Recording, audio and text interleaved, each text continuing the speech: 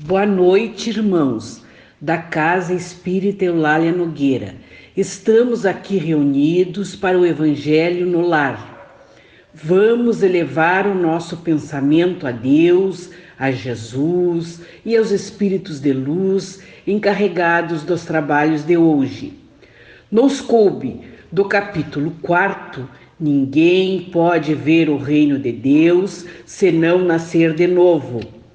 Itens 18 a 24. Os laços de família fortalecidos pela reencarnação, quebrados pela unicidade da existência. Item 18. Os laços de famílias não são destruídos pela reencarnação, como pensam certas pessoas. Ao contrário, eles são fortalecidos e se estreitam. É o princípio oposto que os destrói. Os espíritos formam, no espaço, um grupo ou famílias unidos pela afeição, pela simpatia e semelhança de inclinações. Esses espíritos, felizes por estarem juntos, se procuram. A encarnação não os separa senão momentaneamente, porque depois de sua reentrada na erraticidade, se encontram como amigos ao retorno de uma viagem. Frequentemente mesmo, eles se seguem na encarnação, onde se reúnem numa mesma família ou no mesmo círculo, trabalhando em conjunto para o seu mútuo adiantamento. Se uns estão encarnados e outros não estejam, por isso não estão menos unidos pelo pensamento. Os que estão livres velam sobre os que estão cativos. Os mais avançados procuram fazer progredir os retardatários. Depois de uma existência, deram um passo no caminho da perfeição, cada vez menos ligado à matéria. Sua afeição é mais viva, pelo fato mesmo de ser mais depurada, não perturbada mais pelo egoísmo, nem pelas nuvens das paixões. Eles podem, pois, assim percorrer um número ilimitado de existências corporais, sem que nenhum prejuízo afete a sua mútua afeição.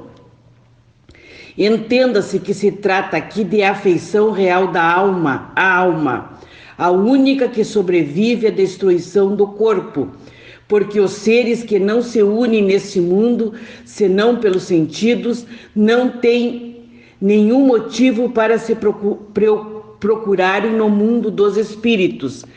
Não há de duráveis senão as afeições espirituais. As afeições carnais se extinguem com a causa que as fez nascer. Ora, essa causa não existe mais no mundo dos espíritos, enquanto que a alma existe sempre. Quanto às pessoas unidas pelo único móvel do interesse, elas não estão realmente em nada unidas uma à outra. A morte as separa sobre a terra e no céu. Item 19. A união e a perfeição que existe entre os parentes são indícios da simpatia anterior que os aproximou. Também disse, falando de uma pessoa cujo caráter, gostos e inclinações não tem nenhuma semelhança com os de seus parentes, que ela não é da família. Dizendo isso, se enuncia maior verdade do que se crê. Deus permite nas famílias essas encarnações de espíritos antipáticos ou estranhos, com o duplo objetivo de servir de prova para alguns e de meio de adiantamento para outros. Os maus se melhoram pouco a pouco ao contato com os bons e pelos cuidados que deles recebem. Seu caráter se abranda, seus costumes se depuram e suas antipatias se apagam. É assim que se estabelece a fusão entre as diferentes categorias de espíritos, como ocorre na Terra entre as raças e os povos. Item 20.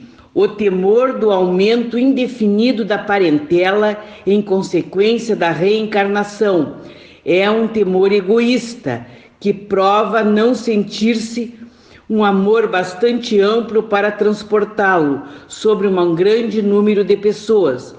Um pai que tem vários filhos ama-os, pois menos que se tivesse apenas um, mas que os egoístas se tranquilizem, pois esse amor não tem fundamento.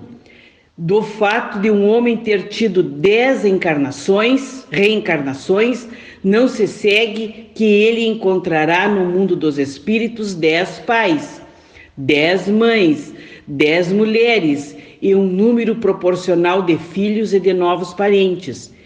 Ele aí não reencontrará sempre senão os mesmos objetos de sua afeição, que lhe foram ligados sobre a terra, sob títulos diferentes ou, talvez, pelo mesmo título. Item 21. Vejamos agora as consequências da doutrina da não reencarnação. Essa doutrina anula necessariamente a pré-existência da alma, as almas sendo criadas ao mesmo tempo que o corpo. Não existe entre elas nenhum laço anterior. São completamente estranhas umas às outras. O pai é estranho ao seu filho. A filiação das famílias se encontra assim reduzida unicamente à filiação corporal, sem nenhum laço espiritual. Não há, pois, nenhum motivo para se glorificar de ter tido por ancestrais tais ou tais personagens ilustres. Com a reencarnação, ancestrais e descendentes podem ter se conhecido, vivido juntos, se amado e se encontrarem reunidos mais tarde para estreitar seus laços simpáticos. Item 22. Isso quanto ao passado. Quanto ao futuro, segundo um dos dogmas fundamentais que decorre da não reencarnação, o destino das almas é irrevogavelmente fixado depois de uma única existência.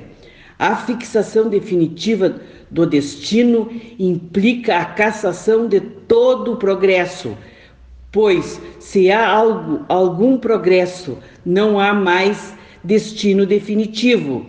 Segundo tenha bem ou mal vivido, elas vão imediatamente para a morada dos bem-aventurados ou para o inferno eterno.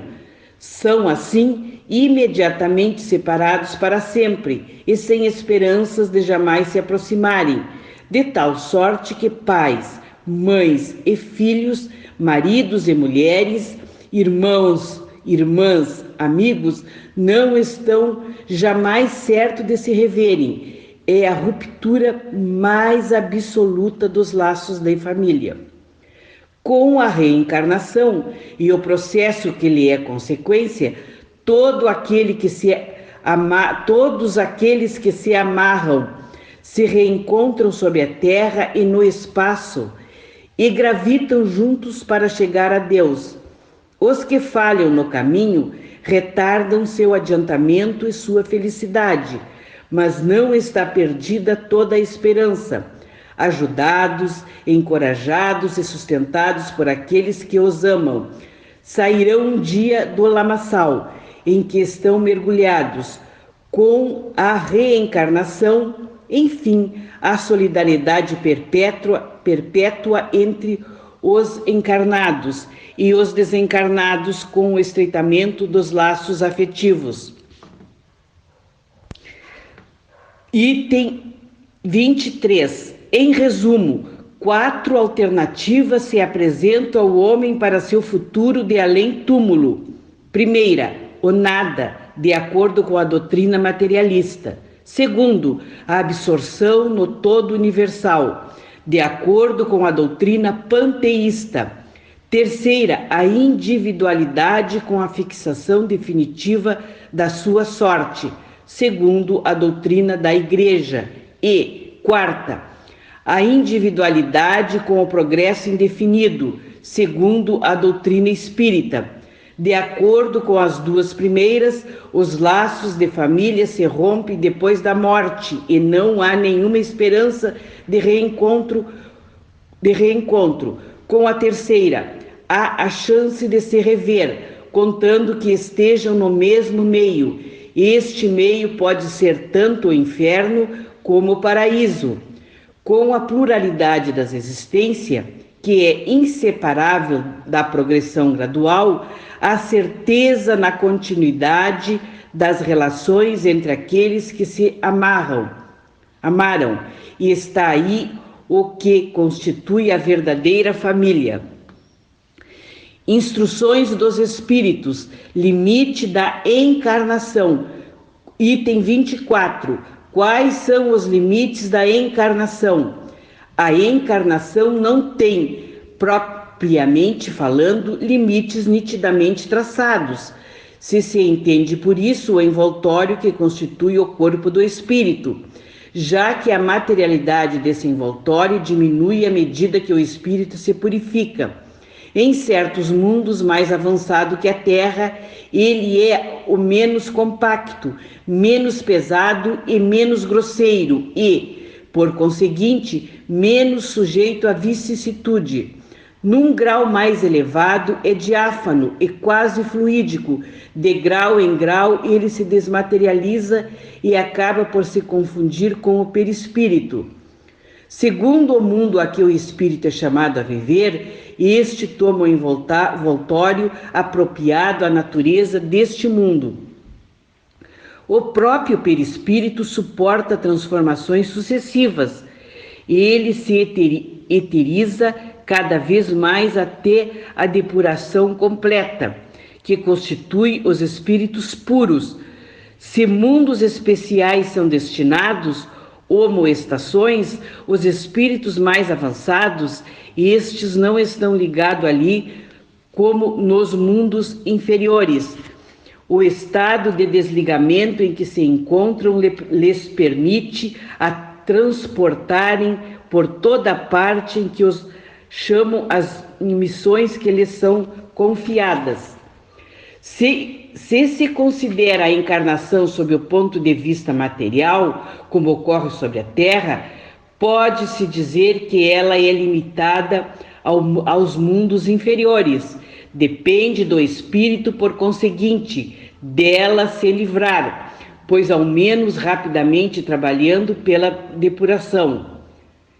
Deve-se considerar também que, no estado errante, quer dizer, nos intervalos das existências corporais, a situação do espírito está em relação com a natureza do mundo ao qual se liga pelo seu grau de adiantamento, que, assim na erraticidade, ele é mais ou menos feliz, livre e esclarecido segundo seja mais ou menos desmaterializado. São Luís, Paris, 1859. Texto longo e profundo. Quanto aprendizado, não é mesmo? Tudo que foi lido não é novidade para nós espíritas. Estamos juntos durante esta pandemia. Dá um alento, um sentimento de proteção, de união, e na adversidade que devemos manter a fé. Como disse, não é nada inusitado. Sabemos que os laços de família não acabam com o desencarne. Estaremos sempre unidos pela afeição, simpatia e semelhança. E a separação, já temos esse entendimento, é momentânea. Reencarnamos numa mesma família ou num grupo próximo para evoluir juntos.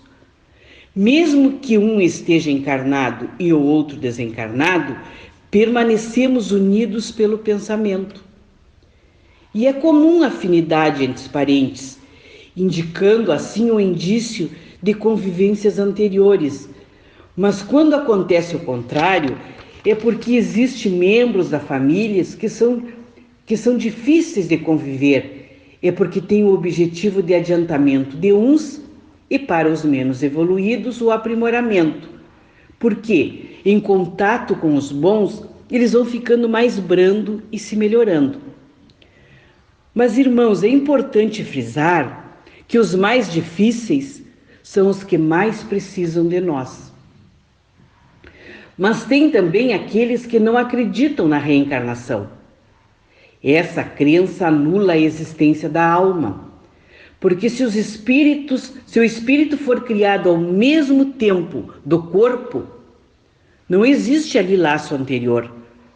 Eles são estranhos, reduzidos unicamente à filiação corporal, sem traço espiritual. Então isso é o rompimento dos laços de família, eterno dos laços de família. Temos, portanto, 4 alternativas do além-túmulo. A primeira é o nada de acordo com a doutrina materialista. E a segunda é a panteísta. É a doutrina que diz que Deus é o conjunto de tudo que existe. Temos também a doutrina da Igreja, que diz que poderão se ver se estiverem no mesmo plano, no inferno ou no céu. E temos a quarta, que é a espírita. É a certeza da continuidade das relações entre os que se amam, ajudando-se e progredindo mutuamente. É o verdadeiro laço familiar. Sabemos que não existe limite de reencarnação.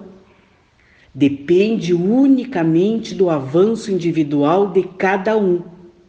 Uma vez que temos o livre-arbítrio, vamos caminhar de acordo com o nosso esforço. Nos encaminhando para o final, agradecemos a Deus por termos o entendimento dessa doutrina maravilhosa, que muito nos valeu neste momento. E como eterno pedinte que somos, pedimos aos irmãos responsáveis pelo trabalho de hoje que adentre aos nossos lares, envolvendo os nossos familiares, que cada irmão que faz parte dessa corrente do bem receba um passe, ativando os nossos chakras. Pedimos também pelos irmãos que estão nos cadernos. E sendo sabedor que as dificuldades nos ajudam a evoluir, que possamos aproveitar esta provação que o mundo todo passa para servir de impulso à nossa caminhada. Pedimos pelas águas que estão nos nossos lares, que seja colocado ali o remédio necessário para o corpo e o espírito. Agradecendo pela oportunidade, desejando a todos uma boa noite de descanso. Fique com Deus, que assim seja.